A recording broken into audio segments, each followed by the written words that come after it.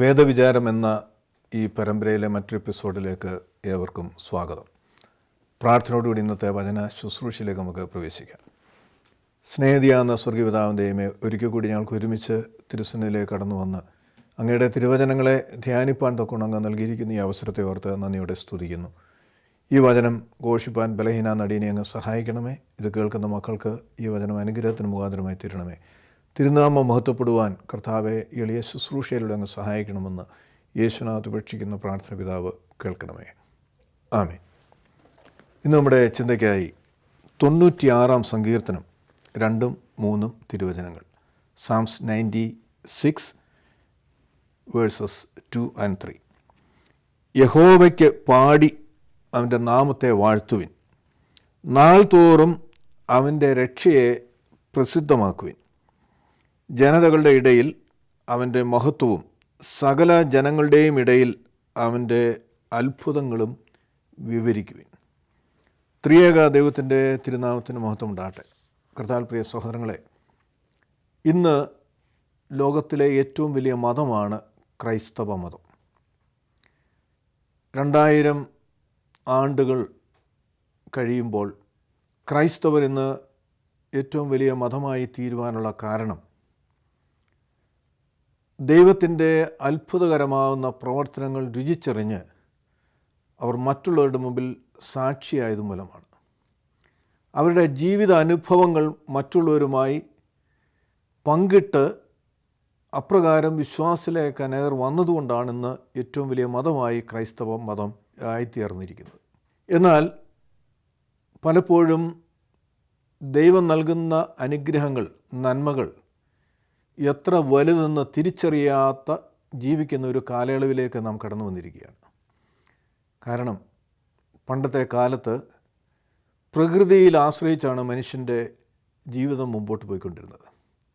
തക്ക സമയത്ത് മഴയും വെയിലും കാലാവസ്ഥയായിരുന്നു അവരുടെ അനുഗ്രഹങ്ങൾക്ക് നിദാനമായി തീർന്നിരുന്നത്. കാലിസമ്പത്തും ധാന്യവിളവുകളും തക്ക സമയത്ത് മഴയും വെള്ളവും അല്ലെങ്കിൽ വെയിലും ലഭിച്ചാൽ മാത്രമേ അതിൽ നിന്ന് ഫലം ഉണ്ടാകുകയുള്ളൂ.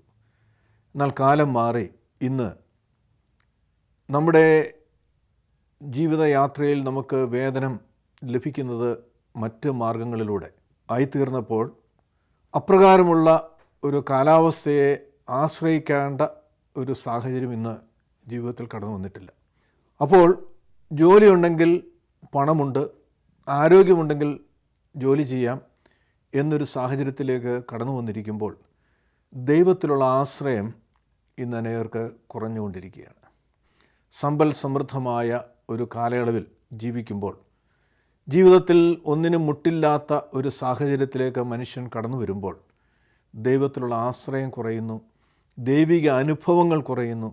അതുകൊണ്ട് തലമുറകൾ കഴിയും തോറും അവർ ദൈവിക വിശ്വാസത്തിൽ നിന്ന് മാറിക്കൊണ്ടിരിക്കുകയാണ്.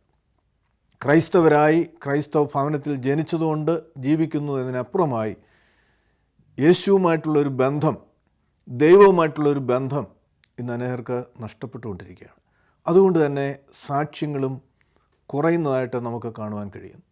ഈ സങ്കീർത്തനം നാം വായിക്കുമ്പോൾ സങ്കീർത്തനക്കാരൻ പറയുകയാണ്, യഹോവയ്ക്ക് പാടി അവൻ്റെ നാമത്തെ വാഴ്ത്തുവിൻ, നാൾ തോറും അവൻ്റെ രക്ഷയെ പ്രസിദ്ധമാക്കുവിൻ. ജനതകളുടെ ഇടയിൽ അവൻ്റെ മഹത്വവും സകല ജനങ്ങളുടെയും ഇടയിൽ അവൻ്റെ അത്ഭുതങ്ങളും വിവരിക്കുവിൻ.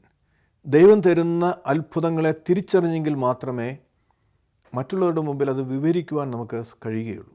അപ്പോൾ അത്ഭുതം എന്ന് പറയുമ്പോൾ ഒരു രോഗസൗഖ്യമോ അല്ലെങ്കിൽ എന്തെങ്കിലും ഒരു പ്രതിസന്ധിയിൽ നിന്ന് വിടുവിക്കുന്നതോ മാത്രമല്ല. ഓരോ ദിവസവും ദൈവം നമ്മുടെ ജീവിതത്തിൽ എത്രയധികം അത്ഭുതങ്ങൾ ദൈവം പ്രവർത്തിച്ചുകൊണ്ടാണ് ഇരിക്കുന്നത്. നാം അത് പലപ്പോഴും അതിനെക്കുറിച്ച് തിരിച്ചറിവ് നമുക്കില്ല. അതുകൊണ്ട് തന്നെ ദൈവത്തിൻ്റെ അനുഗ്രഹങ്ങളെ വിവരിക്കുവാൻ, വർണ്ണിക്കുവാൻ, മറ്റുള്ളവരോട് പറയുവാൻ നമുക്ക് കഴിയുന്നില്ല. മാത്രമല്ല, ഈ രക്ഷയെക്കുറിച്ച് നാം വായിച്ചു, നാൾ തോറും അവൻ്റെ രക്ഷയെ പ്രസിദ്ധമാക്കുവാൻ. എന്താണ് രക്ഷ? രക്ഷ എന്ന് പറയുമ്പോൾ യേശുവിലൂടെയുള്ള രക്ഷ, യേശുവിൽ വിശ്വസിക്കുന്നത് കൊണ്ട് ലഭിക്കുന്ന ആ രക്ഷാകര പദ്ധതിയിലൂടെ ലഭിക്കുന്ന അനുഗ്രഹങ്ങൾ, അത് എത്ര വലുതാണെന്ന് നാം തിരിച്ചറിയാറുണ്ടോ നാം പരിശോധിക്കണം. ക്രൈസ്തവ കുടുംബത്തിൽ ജനിച്ചതുകൊണ്ട് നാം ക്രൈസ്തവരാണ്, യേശുവിനെക്കുറിച്ച് നാം അറിയുന്നു. എന്നാൽ യേശുവിനെ അറിയാത്ത മറ്റ് മതങ്ങളിൽ ജനിച്ച് ജീവിക്കുന്ന വ്യക്തികളും ഈ രക്ഷയുടെ സന്തോഷത്തിലേക്ക് വരുവാൻ കഴിയുന്നത് നാം ആ രക്ഷയെക്കുറിച്ച് മറ്റുള്ളവരുടെ മുമ്പിൽ പ്രസ്താവിക്കുമ്പോഴാണ്. യേശുവിലൂടെ മാത്രമേ രക്ഷയുള്ളൂ എന്ന് തിരുവചനം നമ്മെ പഠിപ്പിക്കുമ്പോൾ അത് നാം വിശ്വസിക്കുന്നുവെങ്കിൽ ആ രക്ഷ എല്ലാവർക്കും ലഭിക്കണമെന്നുള്ള ആഗ്രഹത്തോടു കൂടി അവരുടെ മുമ്പിൽ അത് പ്രസിദ്ധമാക്കുവാൻ ഒരു വലിയ ചുമതല നമുക്ക് ഓരോരുത്തർക്കുമുണ്ട് എന്ന് തിരുവചനം നമ്മെ ഓർമ്മപ്പെടുത്തുകയാണ്. പുതിയ നിയമത്തിലേക്ക് നാം വരുമ്പോൾ പത്രോസ്ലിഹ എഴുതിയ 1-ാം ലേഖനം 2-ാം അധ്യായം 9-ാമത്തെ തിരുവചനത്തിൽ നാം വായിക്കുകയാണ്. നിങ്ങളോ അന്ധകാരത്തിൽ നിന്ന് തൻ്റെ അത്ഭുത പ്രകാശത്തിലേക്ക് നിങ്ങളെ വിളിച്ചവൻ്റെ സൽഗുണങ്ങൾ ഘോഷിക്കുവാൻ തക്കവണ്ണം തിരഞ്ഞെടുക്കപ്പെട്ട ഒരു വംശവും രാജകീയ പുരോഹിത ഗണവും വിശുദ്ധ ജനതയും ദൈവത്തിൻ്റെ സ്വന്തം ജനവും ആകുന്നു. അപ്പോൾ ഒരു തിരഞ്ഞെടുപ്പിലൂടെ ദൈവത്തിൽ വിശ്വസിക്കുന്ന നാം, അതൊരു വലിയ പ്രിവിലേജാണ് തിരഞ്ഞെടുപ്പ്. യോഹന്നാൻ്റെ സുവിശേഷം 15-ാം അധ്യായത്തിൽ കർത്താവ് പറയുന്നുണ്ട്, നിങ്ങൾ എന്നെ തിരഞ്ഞെടുത്തു എന്നല്ല, ഞാൻ നിങ്ങളെ തിരഞ്ഞെടുത്തു, നിങ്ങൾ പോയി ഫലം കായ്ക്കേണ്ടതിനും നിങ്ങളുടെ ഫലം നിലനിൽക്കേണ്ടതിനും അത്രേ. അപ്പോൾ ദൈവത്തിൻ്റെ തിരഞ്ഞെടുപ്പിലൂടെ വിശ്വാസത്തിലേക്ക് വന്നിരിക്കുന്ന ഒരു വ്യക്തിയുടെ ദൗത്യം, ആ തിരഞ്ഞെടുപ്പിലൂടെ ആ വ്യക്തിയെക്കുറിച്ച് ദൈവത്തിന് ചില ഉദ്ദേശങ്ങളുണ്ട്. വെറുതെ നമുക്കറിയാം, ഏതൊരു തിരഞ്ഞെടുപ്പും അതിന് ഒരു ദൗത്യം അതിൻ്റെ മുമ്പിലുണ്ട്. നാം ഒരു ജോലിയിൽ ഒരു വേക്കൻസി വരികയാണെങ്കിൽ നാം ഒരുപക്ഷെ എംപ്ലോയറുടെ ഭാഗത്തു നിന്ന് ഇൻ്റർവ്യൂ എടുക്കുന്ന ഒരാളാണെങ്കിൽ ഏറ്റവും യോഗ്യരായ വ്യക്തികളെയാണ് നാം തിരഞ്ഞെടുക്കുന്നത്. കോളേജുകളിലും സ്കൂളുകളിലേക്കും അഡ്മിഷന് പോലും ഒരു തിരഞ്ഞെടുപ്പ് ഉണ്ട്. അപ്പോൾ എല്ലാ തലങ്ങളിലും ദൗത്യങ്ങൾ ഏൽപ്പിക്കുവാൻ അല്ലെങ്കിൽ ചുമതലകൾ ഏൽപ്പിക്കുന്ന ഒരു തിരഞ്ഞെടുപ്പിലൂടെയാണ്. അത് കാണുന്ന ആർക്കെങ്കിലും പിടിച്ച് ഒരു ജോലി കൊടുക്കുകയല്ല, അല്ലെങ്കിൽ സ്കൂളിൽ അഡ്മിഷൻ കൊടുക്കുകയല്ല. ഒരു തിരഞ്ഞെടുപ്പ് എല്ലാ സ്ഥലങ്ങളിലും നടക്കുന്നുണ്ട്.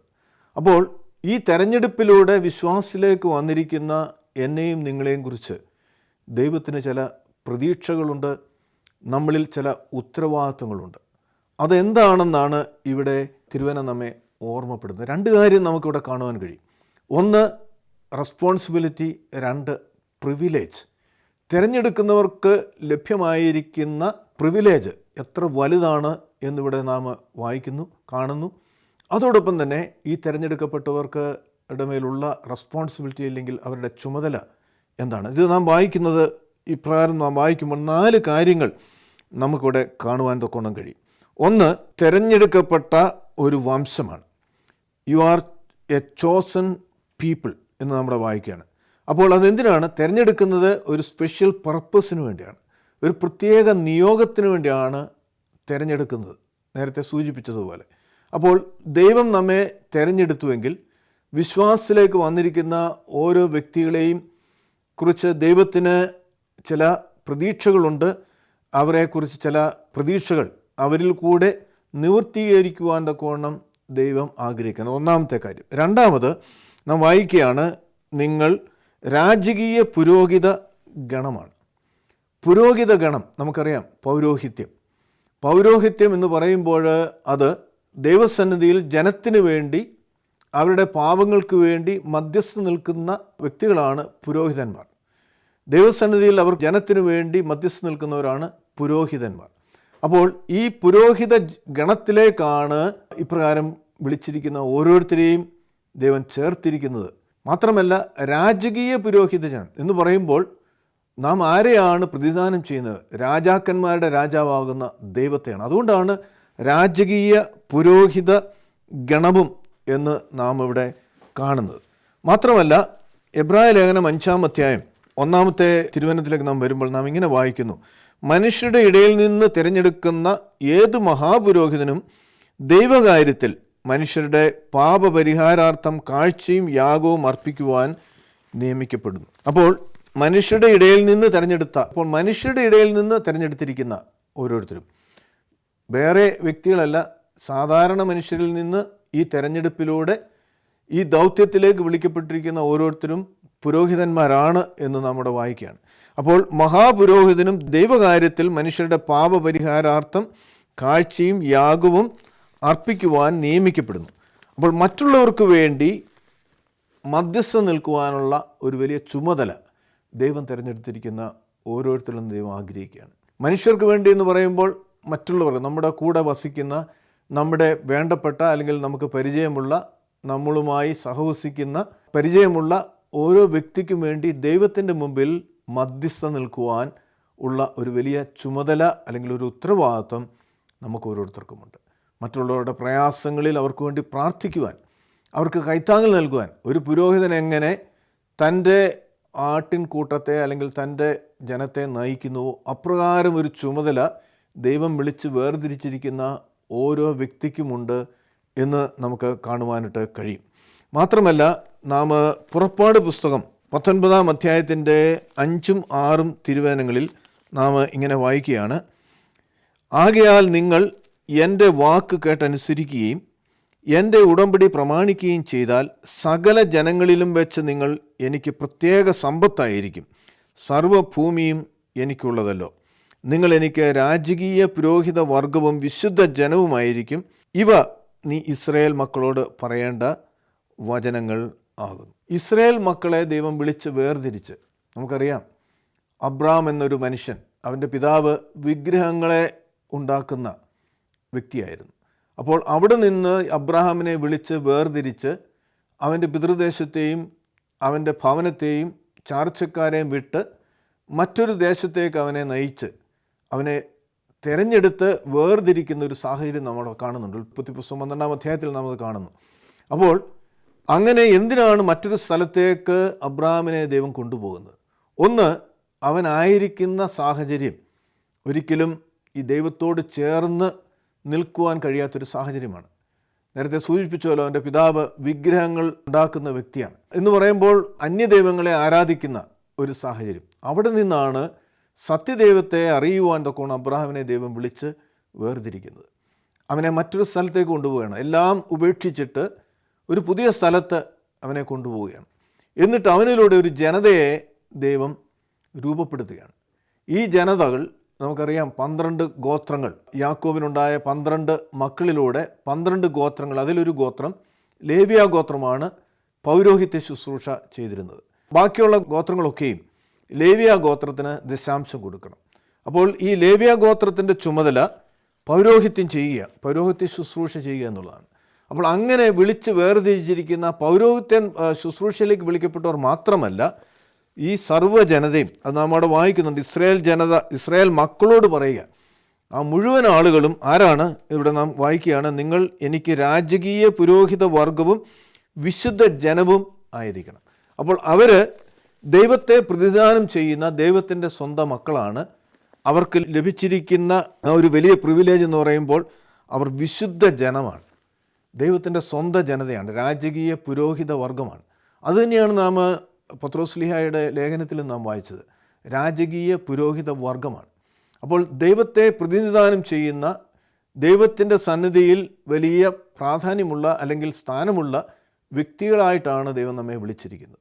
അപ്പോൾ നമ്മുടെ പ്രാർത്ഥന ദൈവത്തിൻ്റെ സന്നിധിയിൽ വലിയ പ്രാഗൽഭ്യമുണ്ട്. മറ്റുള്ളവർക്ക് വേണ്ടി പ്രാർത്ഥിക്കുവാനുള്ളൊരു വലിയ ചുമതല നമുക്ക് ഉണ്ട്.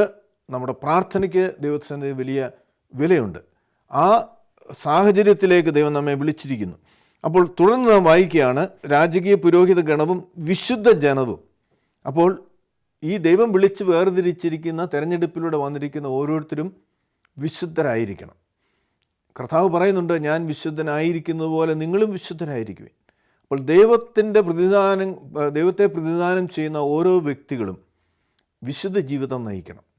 അവർ ലോകപ്രകാരം ലോകത്തിൽ മറ്റുള്ളവർ ജീവിക്കുന്നത് പോലെയോ സംസാരിക്കുന്നത് പോലെയോ പ്രവർത്തിക്കുന്നത് പോലെയോ അവരിൽ നിന്ന് ഉണ്ടാകരുത് എന്ന് ദൈവം ആ വ്യക്തികളെക്കുറിച്ച് ആഗ്രഹിക്കുകയാണ്. എന്നിട്ട് പറയുകയാണ്, ദൈവത്തിൻ്റെ സ്വന്തം ജനവുമാകുന്നു. സ്വന്തം ജനതം എന്ന് പറയുമ്പോൾ നാം മനസ്സിലാക്കുക, നമ്മുടെ മക്കൾ നമ്മുടെ സ്വന്തമാണ്. മറ്റുള്ളവർക്ക് ആ മക്കളെ അപ്രകാരം പറയുവാൻ കഴിയില്ല, നമ്മുടെ അവകാശമാണ്. അപ്പോൾ സ്വന്തം ജനം എന്ന് പറയുമ്പോൾ ദൈവത്തിൻ്റെ മക്കൾ, ദൈവം സ്വന്തമെന്ന് കരുതുന്നവരാണ് നാം ഓരോരുത്തരും.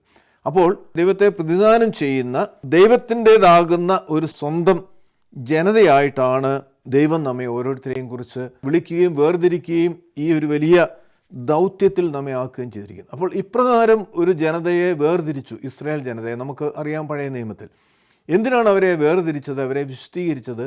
സ്വന്തം ജനതയെന്ന് നാം അവിടെ കണ്ടു. പുറപ്പാട് പുസ്തകത്തിൽ 19-ാം അധ്യായത്തിൽ നാം വായിച്ചു. എന്തിനാണ് ഇപ്രകാരം ദൈവം ആ ജനതയെ തിരഞ്ഞെടുക്കുന്നത്? ഈ ജനത കനാനിലേക്ക് അവരെ ദൈവം അയക്കുന്നു, നാം കാണുന്നുണ്ട്. അവർ 430 വർഷത്തെ അടിമത്തത്തിൽ കഴിയുമ്പോൾ അവരെ ഏറെ കഷ്ടതയിൽ അധ്വാനിക്കുമ്പോഴും അവർക്കത് വേതനം ലഭിക്കുന്നില്ല. പക്ഷെ അവരറിയാതെ അവരെ വിടുവിക്കുവാൻ തക്കവണ്ണം ഒരു മനുഷ്യനെ ദൈവം മരുഭൂമിയിൽ ഒരുക്കുന്നുണ്ട്. മോശ എന്ന ഒരു വ്യക്തിയെ 40 വർഷക്കാലം ദൈവം ഒരുക്കി ഈ ജനതയെ വിടുവിപ്പാൻ തക്കവണ്ണം മിസ്രൈമിലേക്ക് അയക്കുകയാണ്. മാത്രമല്ല, ഇവിടെ കഠിനാധ്വാനം ചെയ്തിട്ട് വേതനം ലഭിക്കാതെ ഏറെ കഷ്ടതയിലായിരിക്കുന്ന ജനതയ്ക്ക് വേണ്ടി അവരറിയാത്ത കാലയളവിൽ, അറിയാത്ത സാഹചര്യത്തിൽ ദൈവം മറ്റൊരു ദേശം, മറ്റൊരു ജനതയെ കൊണ്ട് ദൈവം അവർക്ക് വേണ്ടി ഒരുക്കുകയാണ്. അവരെ അയക്കുമ്പോൾ അവരോട് പറയുന്നുണ്ട്, നിങ്ങൾ കെട്ടിയിട്ടില്ലാത്ത ഭവനങ്ങളിൽ നിങ്ങൾ വസിക്കുമ്പോൾ, നിങ്ങൾ നട്ടിട്ടില്ലാത്ത വൃക്ഷങ്ങളുടെ ഫലങ്ങൾ ഭക്ഷിക്കുമ്പോൾ, നിങ്ങളെ അടിമത്തത്തിൽ നിന്ന്, മിസ്രൈമിൻ്റെ അടിമത്തത്തിൽ നിന്ന് കൊണ്ടുവന്ന യഹോവയെ മറക്കാതിരിക്കുവാൻ നിങ്ങൾ ശ്രദ്ധിച്ചുകൊള്ളുവിൻ. എന്നിട്ട് പറയുന്നു, നിങ്ങൾ മക്കളോടും മക്കളുടെ മക്കളോടും നിങ്ങൾ കടന്നു വന്ന സാഹചര്യങ്ങളെക്കുറിച്ച് അവരോട് പറയണം. ആവർത്തന പുസ്തകം നാം അത് കാണുന്നുണ്ട്. അങ്ങനെ അവരെ ദൈവം കനാനിലേക്ക് അയക്കുകയാണ്.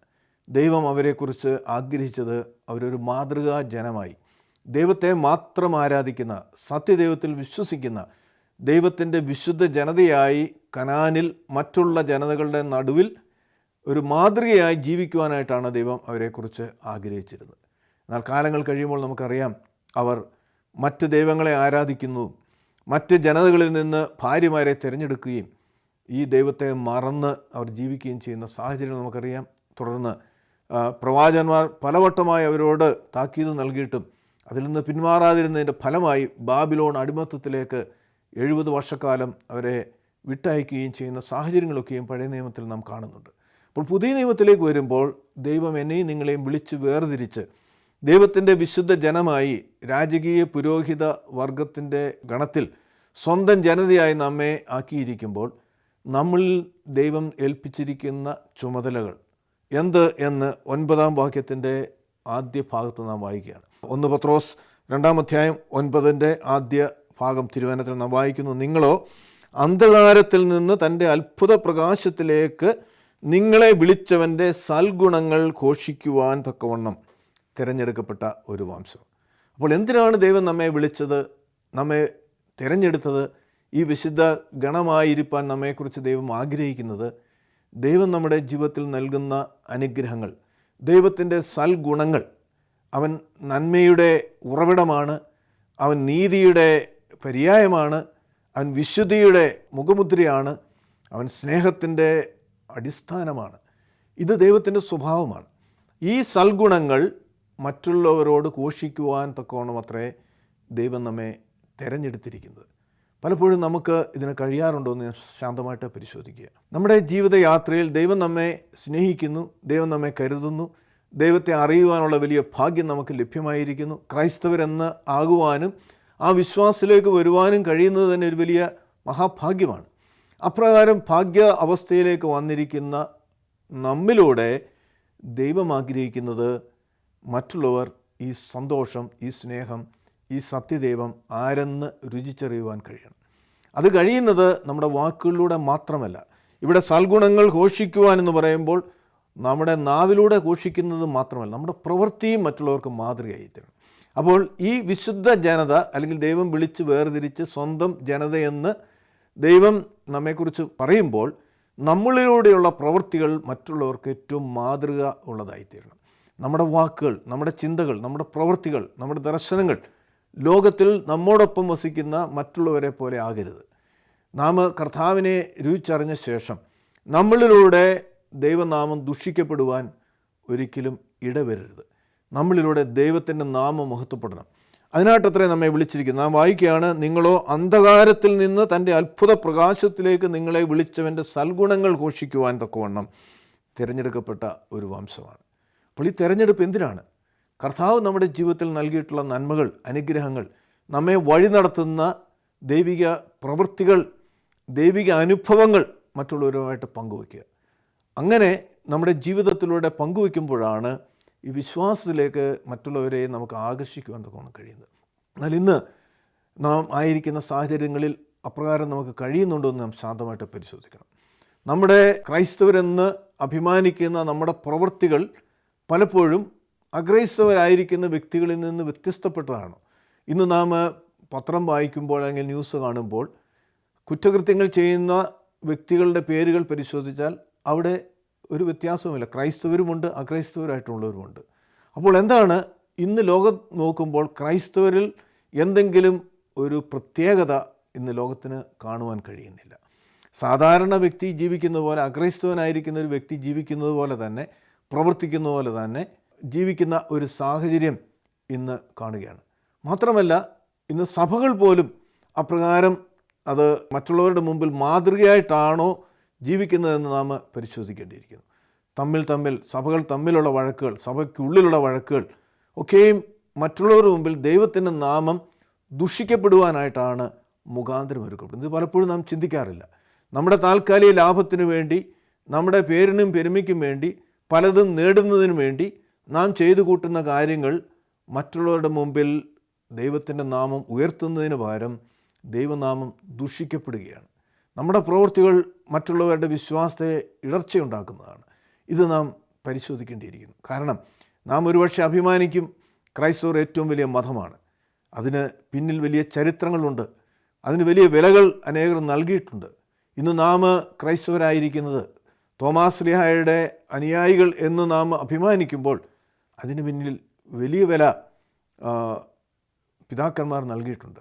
നമുക്ക് എത്രത്തോളം അതിനെ മനസ്സിലാക്കുവാനും അപ്രകാരം ജീവിക്കുവാനും കഴിയുന്നുണ്ട് എന്ന് നാം പരിശോധിക്കേണ്ടിയിരിക്കുന്നു. കാരണം ദൈവം നമ്മെ വിളിച്ചതും വേർതിരിച്ചിരിക്കുന്നതും ദൈവത്തിന് പ്രത്യേക ഉദ്ദേശമുണ്ട്. നേരത്തെ നാം ചിന്തിച്ചു, നിങ്ങൾ എന്നെ തിരഞ്ഞെടുത്തു എന്നല്ല, ഞാൻ നിങ്ങളെ തിരഞ്ഞെടുത്തു. നിങ്ങൾ പോയി ഫലം കായ്ക്കുന്നതിനും നിങ്ങളുടെ ഫലങ്ങൾ നിലനിൽക്കേണ്ടതിനും. അപ്പോൾ ഫലം എന്ന് പറയുമ്പോൾ പരിശുദ്ധാത്മാവിൻ്റെ ഫലങ്ങൾ, സ്നേഹം, സമാധാനം, സന്തോഷം, സൗമ്യത, ഇന്ദ്രിയജയം, അങ്ങനെ തുടങ്ങിയ അനേക പരിശുദ്ധാത്മാവിൻ്റെ അനേക ഗുണങ്ങൾ, ഫലങ്ങൾ നമ്മളിൽ നിന്ന് പുറപ്പെടേണ്ടിയിരിക്കുന്നു. അതിലൂടെ മറ്റനേകർ കർത്താവിനെ കണ്ടെത്തുവാൻ, നമ്മുടെ മാതൃകാപരമായ ജീവിതം മറ്റുള്ളവരെ കർത്താവിലേക്ക് ആകർഷിക്കുവാൻ കഴിയണം. അല്ലാതെ നാം പ്രസംഗിച്ചതുകൊണ്ടോ സാക്ഷിച്ചതുകൊണ്ടോ ഒരിക്കലും നാം അറിഞ്ഞിട്ടുള്ള കർത്താവിനെ രുചിച്ചറിയുവാൻ ആർക്കും സാധ്യമാകില്ല. നമ്മുടെ പ്രസംഗങ്ങൾ നമ്മുടെ പ്രവൃത്തികളിൽ കൂടെ അവർക്ക് കാണുവാൻ കഴിയുന്നില്ല എങ്കിൽ, നമ്മുടെ വാക്കുകൾ പ്രവൃത്തിയുമായിട്ട് യാതൊരു രീതിയിലും യോജിക്കുന്നില്ല എങ്കിൽ ഒരിക്കലും നാം പ്രസംഗിക്കുന്ന കർത്താവിനെ അനേകർക്ക് കാണുവാൻ തക്കോണം കഴിയില്ല. അതുകൊണ്ട് കർത്താവിൽ പ്രിയ സഹോദരങ്ങളെ, നമ്മുടെ വിളി എന്ന് പറയുമ്പോൾ അത് ഒരു വലിയ യോഗ്യതയാണ് ദൈവം നമുക്ക് നൽകിയിട്ടുള്ളത്. ആ യോഗ്യത എന്ന് പറയുമ്പോൾ ദൈവത്തിൻ്റെ മക്കളെന്ന, സ്വന്തം ജനതയെന്ന ഒരു വലിയ പദവിയിൽ ദൈവം നമ്മെ ആക്കിയിരിക്കുകയാണ്. അപ്പോൾ അങ്ങനെ ദൈവത്തിനു വേണ്ടി പ്രവർത്തിക്കുമ്പോൾ നമ്മുടെ ജീവിതയാത്രയിൽ നമുക്ക് വേണ്ടതൊക്കെയും നമുക്ക് നൽകി, ഒരു മകളെ എങ്ങനെ ഒരു പിതാവ് സ്നേഹിക്കുന്നുവോ അപ്രകാരം നമ്മെ കരുതി നമ്മെ പരിപോഷിപ്പിക്കുന്ന, അനുഗ്രഹിക്കുന്ന ദൈവത്തെ രുചിച്ചറിയുവാൻ കൊണ്ട് നമുക്ക് കഴിയും. തിരുവനന്തപുരം പഠിപ്പിക്കുന്നുണ്ടല്ലോ, മുന്നമേ എൻ്റെ രാജ്യവും നീതിയും അന്വേഷിക്കുക, അതുവഴി സകലതും കൂട്ടിച്ചേർക്കും. അപ്പോൾ ഈ ലോകത്തിൻ്റെ പലതും വെട്ടിപ്പിടിക്കുവാൻ, നേടിയെടുക്കുവാനുള്ള പരിശ്രമത്തിൽ, യാത്രയിൽ പലപ്പോഴും നീതിയായിട്ടുള്ളത്, ന്യായമായിട്ടുള്ളത് ചെയ്യുവാൻ പലപ്പോഴും നാം മറന്നുപോകും. ദൈവത്തിൻ്റെ മുമ്പിൽ ഒരുപക്ഷെ അത് തെറ്റാണെന്ന് പോലും ചിന്തിക്കാതെയുള്ള ജീവിതത്തിൽ നാം മുമ്പോട്ട് പോവുകയാണ്. അതിൻ്റെ അവസാനം നമുക്കറിയാം, നാമൊക്കെയും ദൈവത്തിൻ്റെ സന്നിധിയിൽ നിൽക്കേണ്ടവരാണ്. അവിടെ നമ്മുടെ കരങ്ങൾ ബലപ്പെട്ടിരിക്കണമെങ്കിൽ നമ്മുടെ എല്ലാ കാര്യങ്ങളിലും നീതി ഉണ്ടാകണം. ന്യായമായിട്ടുള്ളത് നമ്മുടെ കുടുംബത്തിൽ മുതൽ എല്ലാ പ്രവൃത്തികളിലും ഉണ്ടാകുമ്പോൾ, ഒരു മാതൃകാ ജീവിതം നമുക്കുണ്ടാകുമ്പോഴാണ് മറ്റനേകർ നമ്മളിലൂടെ ഈ ജീവിക്കുന്ന കർത്താവിനെ കണ്ടെത്തുവാനും ഈ രക്ഷയുടെ സന്തോഷത്തിലേക്ക് അവർ വരുവാനും മുഖാന്തരമായി തീരുന്നത്. അപ്രകാരം നമ്മെ തന്നെ ദൈവത്തിൻ്റെ കരങ്ങളിലേക്ക് നമുക്ക് സമർപ്പിക്കാം. ദൈവത്തിൻ്റെ പരിശുദ്ധാത്മാവ് നമ്മെ സഹായിച്ച്, പരിശുദ്ധാത്മാവിൻ്റെ ഫലങ്ങൾ നമ്മളിൽ നിന്ന് പുറപ്പെട്ട് നമ്മളിലൂടെ അനേക കർത്താവിനെ അറിയുവാൻ, അവൻ്റെ അത്ഭുത പ്രവർത്തനങ്ങളെ മറ്റുള്ളവരുടെ മുമ്പിൽ ഘോഷിക്കുവാൻ ദൈവം നമ്മെ സഹായിക്കട്ടെ. ദൈവത്തിൻ്റെ പരിശുദ്ധാത്മാവ് അതിനായി നമ്മെ അനുഗ്രഹിക്കട്ടെ.